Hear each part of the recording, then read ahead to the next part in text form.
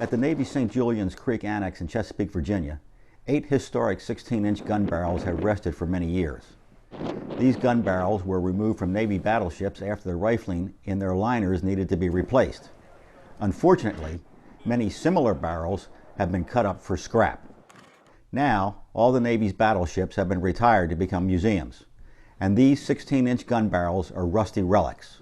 A few of them, however, are about to find new homes.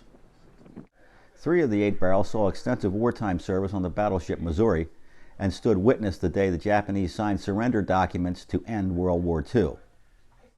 One of these barrels will be moved to Cape Charles, Virginia at the mouth of Chesapeake Bay.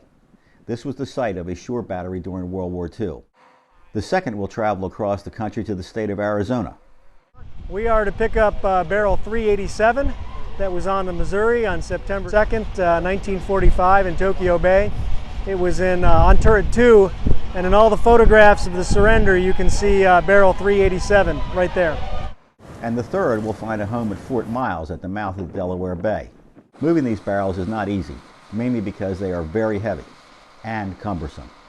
They each weigh about 120 tons, or 240,000 pounds, and are about 68 feet long, or nearly 7 stories tall. Our goal today is, we're moving 3 gun barrels. One going obviously to Arizona, one to Delaware, one to the eastern shore of Virginia.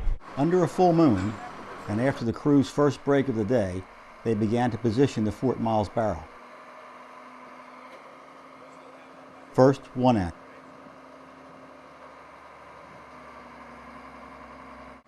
And then the other had to be brought closer to the crane.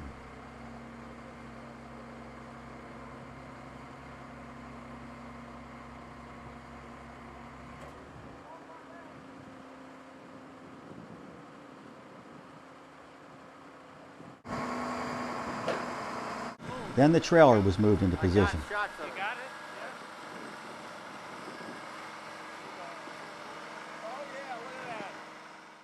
The crew chief gave the signal to the crane operator, and barrel 371 was lifted and put on the trailer.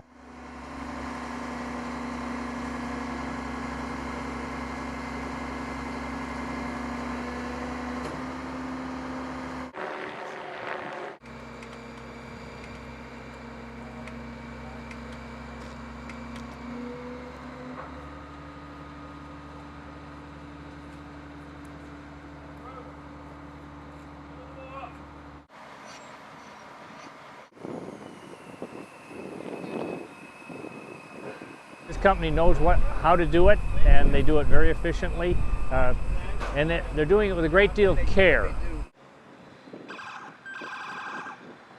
A little after 9 the next morning, barrel 371 began its trip from St. Julian's to a nearby Dominion power plant.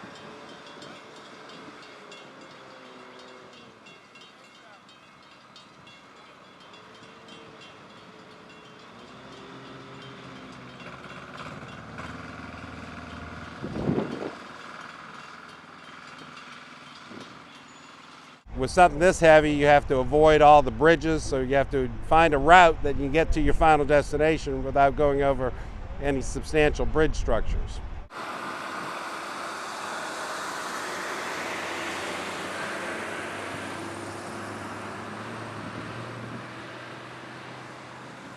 Then it turned onto the service road for the power plant to await the next leg of its journey to Fort Miles.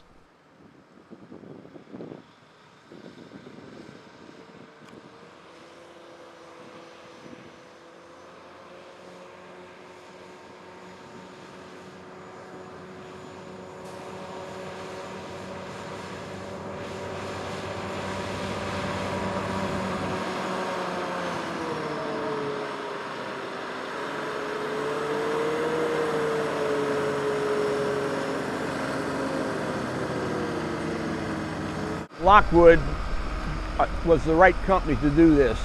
They're amazing with the skill of their laborers, their engineers, their riggers, and the equipment they have.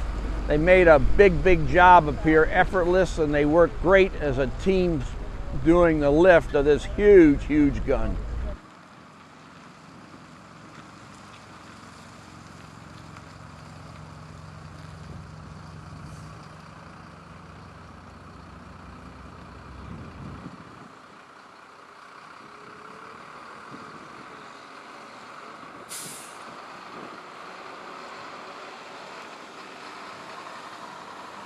Moving forward, the plan is there's an event in Georgetown as it comes in on the railroad, and then on the 28th of April we have an event at Fort Miles with reenactors, all kinds of key speakers, kind of the arrival of the gun, the unveiling of the gun, and then the real work starts, because it's going to be a lot of stripping of paint, getting it into the right place, and then configuring our gun park on where the best fit for this piece is.